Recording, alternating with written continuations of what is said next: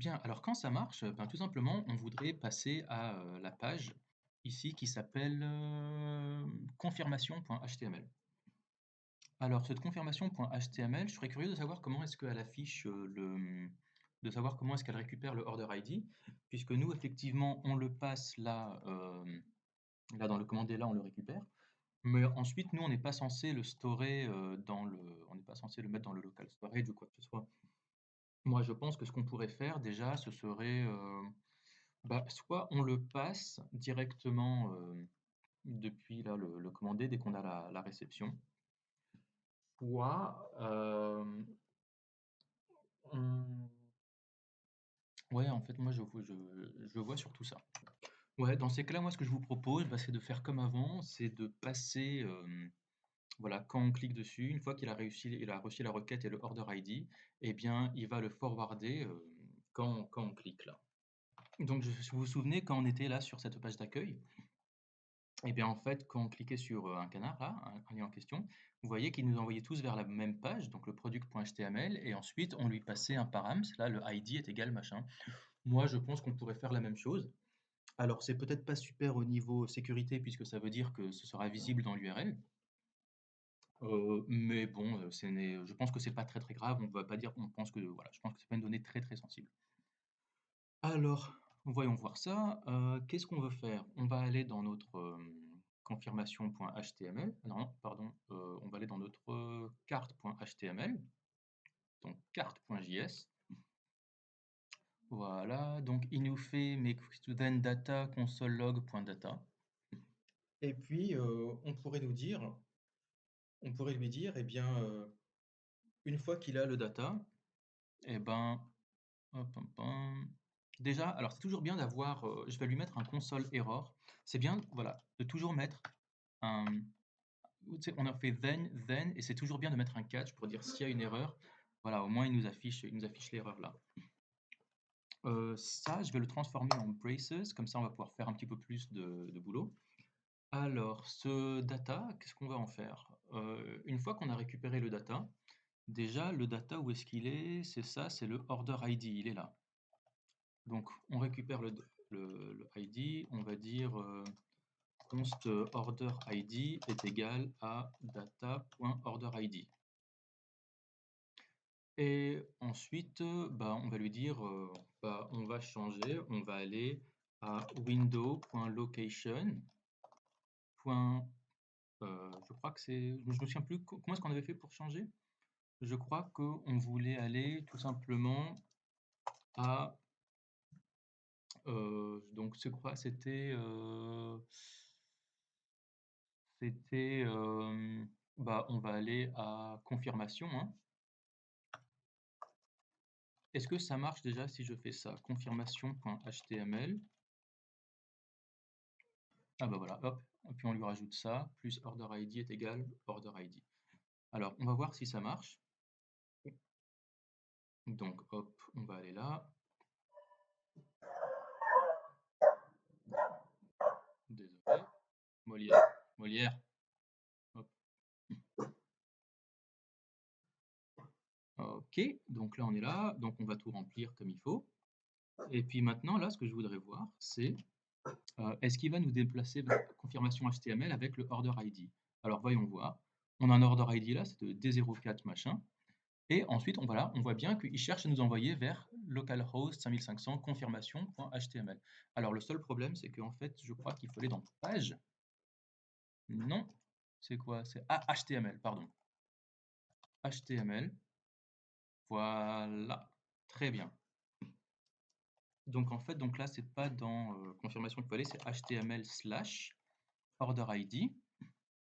Et donc on a un order ID qu'on a passé au params. Et puis alors maintenant, on va aller dans notre confirmation. Et puis, alors à nouveau, on va créer un fichier là. Ah non, merde, c'est pas carte, c'est confirmation. Oh, bah, il est marrant, lui. Confirmation, ils nous ont mis le même fichier JS, ça c'est une erreur, hein. On va l'appeler confirmation. Voilà, on va le créer. Et puis, on va lui dire bah, de récupérer, bah, déjà de récupérer les params. Alors, c'était URL search params, hein, je vous rappelle. Voilà, on va prendre ça. Hop, je vais copier tout ça. Hop, et on va le coller là. Donc const query string est égal à window.location.search. URL param, c'est new URL search params query string. Et donc là, sauf que c'est pas ID, c'est order ID. Voilà.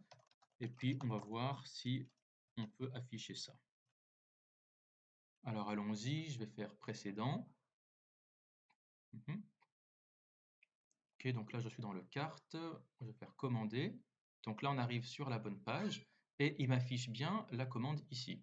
Bah maintenant il ne nous reste plus qu'à mettre ce numéro de commande là à l'intérieur d'ici là. Bon, bah alors déjà, qu'est-ce qu'on pourrait faire? Je pense qu'on pourrait dire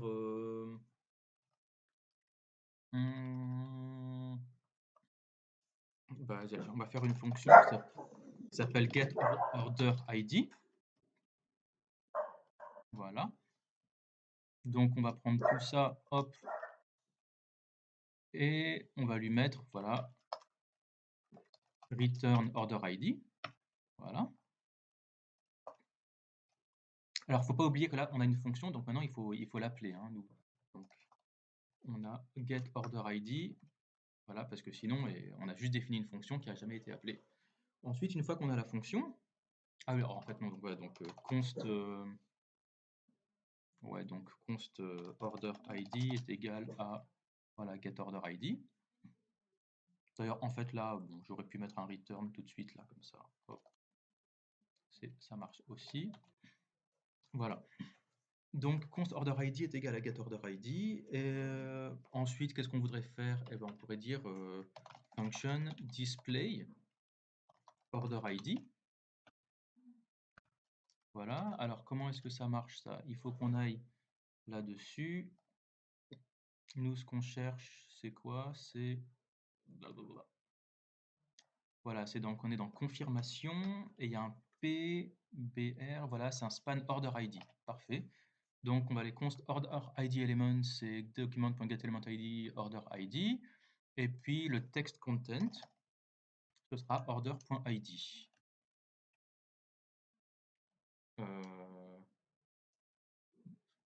Ah, par contre, non. Const order... ouais, alors, attendez. Const order ID égale get order ID. Et puis, on pourra lui dire aussi...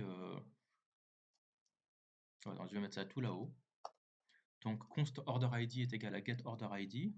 Et puis ensuite, bah, je vais lui dire, bah, display-le, là, celui qu'on a récupéré, tu vas le displayer.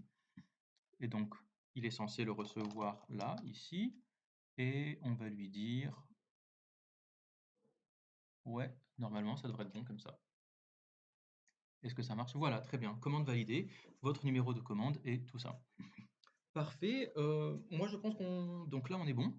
Le seul truc qui me gêne encore, c'est que là, vous voyez, une fois qu'on a fait ça, on a on a toutes nos applications là, il reste encore tout ça. Moi, je pense qu'une fois qu'on a passé la commande, on pourrait tout virer. Donc, on va faire local storage, remove everything.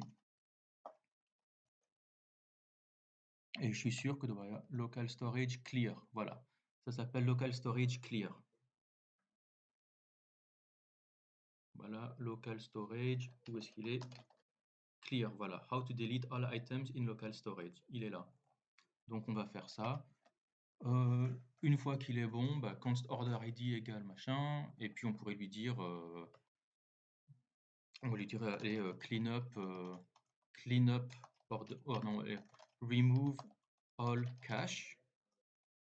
Voilà, on peut faire comme ça.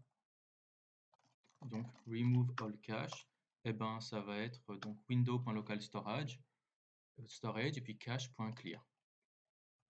Alors allons-y, voilà, hop, vous avez vu, j'ai tout qui a disparu. Bon, c'est parfait. On va juste vérifier si il me reste des console log. Alors j'ai un console log ici qui n'est pas bon. Ah oui, donc ça c'est un console. Ouais, return console log.data, ça c'est nul, donc ça hop, je vais l'enlever ça. Le console.log, je vais lui mettre un console.error à la place, c'est un petit peu mieux. Je sais pas si vous connaissez la différence. En gros, quand vous mettez, si vous mettez console.log, tout va bien, ça vous fait un petit message, tout va bien. Si vous mettez un console.error et vous mettez tout va mal, par exemple, et bien là, vous aurez un message en rouge. Voilà, tout va mal. Donc voilà, pour moi, je pense qu'on est bon. Voilà, je vais pouvoir retester un petit peu mon site web, voir s'il marche bien. Mais a priori, je pense qu'on est bon. Je vais prendre un duckling. Voilà, j'ai un duckling. Je vais le prendre en yellow x2. Il est au prix de 10 euros. Je l'ajoute au panier. Voilà, donc j'ai un duckling 2 fois 10 euros. J'ai deux articles à 20 euros. Je vais retourner en arrière. Je vais aussi rajouter le duckling. Je vais aussi me le rajouter pas seulement en yellow, mais aussi en grey. Je vais en prendre 4. Donc je devrais être à 60 euros, je crois. Voilà, j'ai 6 articles à 60 euros. En fait, lui, je vais mettre un seul finalement. Donc voilà, on est à 5 euros. Et puis lui, je vais le supprimer. Hop, voilà, on est à 10 euros. Et puis quand je suis bon, je vais mettre tout ça. Je vais oublier de mettre mon adresse mail, mon adresse. Il va me dire non, please fill in all the fields. Ah, alors pourquoi est-ce qu'il m'a réactualisé? Alors, on va voir. All the fields, où est-ce qu'il est? Il est là. Alors, inputs for each, alors is form valid? If input value égale machin, please fill all the fields, return true, donc ça veut dire que is form invalid, il s'arrête de s'exécuter. Et du coup, submit form aussi, il s'arrête et bon, ok, ok. Lui, je vais lui mettre une mauvaise adresse mail. Ah non, mince, ah, ça marche quand même. Ok, commande validée, votre numéro de commande est machin. Ok. Et là, si je retourne, alors là, j'ai plus rien puisque on a décidé de vider le panier dès on avait placé un ordre. Bon, et ben écoutez, pour moi, je pense qu'on est bon. Je pense qu'il y avait aussi des tests d'acceptation des utilisateurs que vous pouvez regarder. Bon, voilà, hop, test d'utilisation, mais pour moi, voilà, vous êtes bon. Si vous arrivez à faire ça, bravo, vous vous inquiétez pas. Voilà, là, il est 8 heures du mat, j'ai passé la nuit à faire tout ça, ça marche très bien, mais voilà, je suis assez sûr que même si vous n'arrivez pas à faire tout ça, vous comprendrez les bases de tout ce qu'on a voulu faire. Voilà, bah écoutez, je vous dis bravo, bon courage, et puis si vous avez un problème, n'hésitez pas à m'envoyer un email, je serai très content de vous répondre, même si vous n'êtes pas mes élèves. Allez, bon courage, ciao ciao.